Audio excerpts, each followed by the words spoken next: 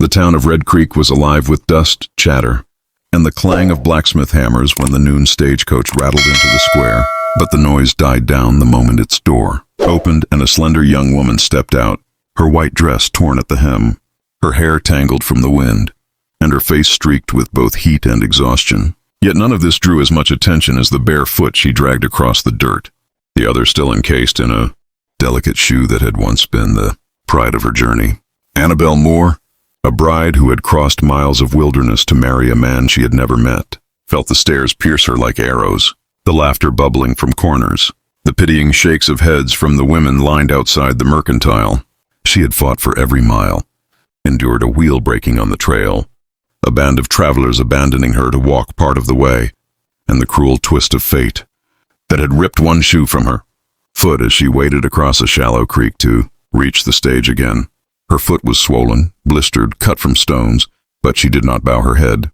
She lifted it higher, her pride the only shield left against shame.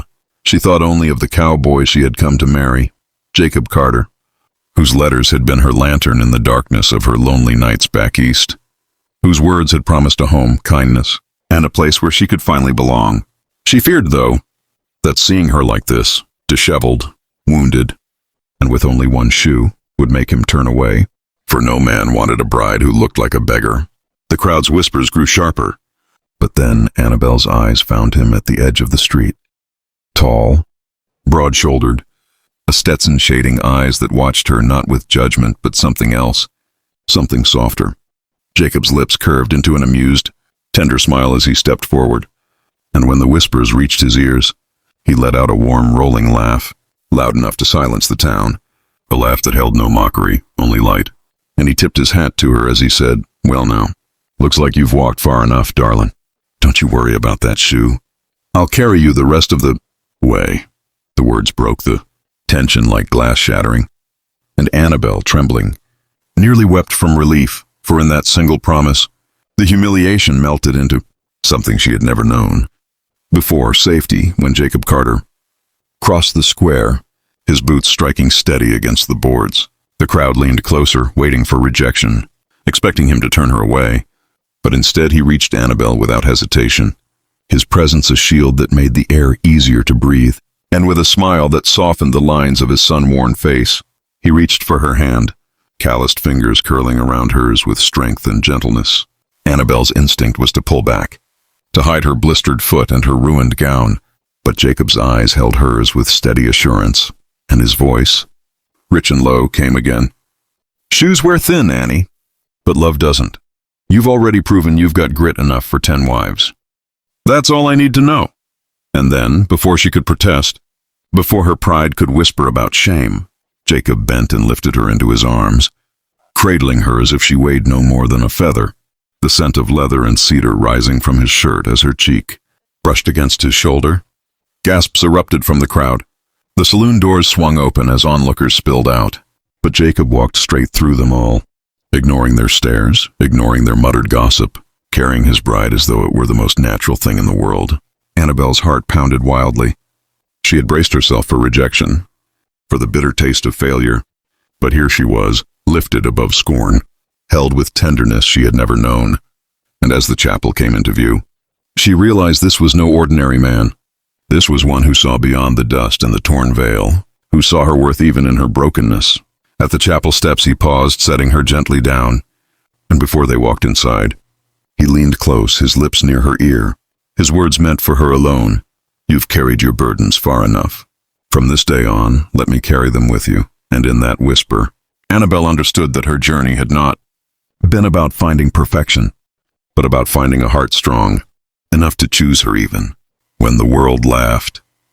Marriage was no fairy tale, and life on Jacob's ranch was hard as the land itself.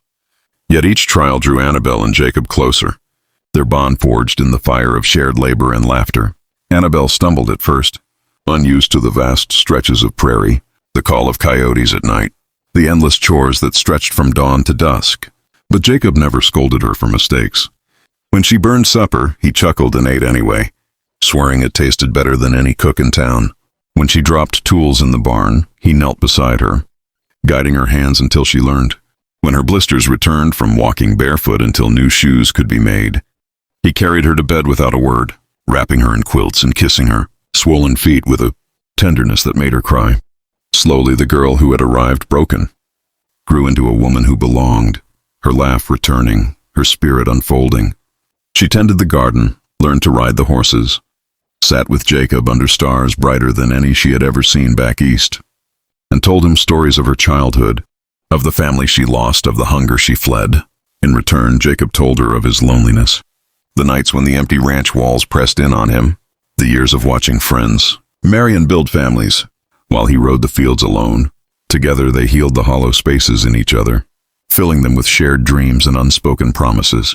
The single shoe she had clung to on her arrival sat above the mantel, no longer a symbol of shame but of triumph, a reminder of the broken girl who walked into town, and the beloved wife she had become. The town, once cruel, began to see it too. The way Jacob's eyes followed her with pride, the way she carried herself with quiet grace, the way their laughter carried across the fields like a hymn. No one dared laugh anymore, for the bride with one shoe had become the woman with two strong feet planted firmly in love. Years passed. Seasons spun across the prairie, and Annabelle and Jacob's love only deepened, a steady river cutting through the harsh desert of life. Storms came, cattle were lost, and droughts tested their will. Yet each hardship only proved the truth of Jacob's vow to carry her not just in body but in spirit. On a golden evening, Annabelle stood barefoot on the porch, her belly round with the child growing inside her, and Jacob came up behind her, sliding his arms around her waist, pressing his lips to her temple as the sunset washed the land in fire. She laughed softly, resting against him, and he whispered the same words he had spoken on the day they met. "You'll never need both shoes, Annie. I'll carry you for as long as I live." Tears filled her eyes, but they were not the tears of humiliation she once fought to hide. They were tears of joy, of gratitude, of a life built not on perfection but on a man's choice to see her worth. The townsfolk told the story for generations, the bride who came with one shoe, the cowboy who carried her anyway, and the love that grew so strong it silenced every cruel laugh. Annabelle knew her journey had begun in brokenness, but it had led her here, into the arms of the man who never let go, who turned her shame into strength, her wounds into a legacy, her lonely path into a shared destiny. She had been the bride with one shoe, but she would forever be the woman, carried not because she was weak but because she was loved beyond measure. If Annabelle and Jacob's story touched your heart, if it reminded you that true love sees beyond scars, beyond laughter, beyond broken shoes, then don't let this tale end here. Subscribe now to this channel for more powerful Western love stories that inspire, heal, and remind us that sometimes the strongest journeys begin in weakness. Hit that bell icon, because the next story might just carry you the rest of the way.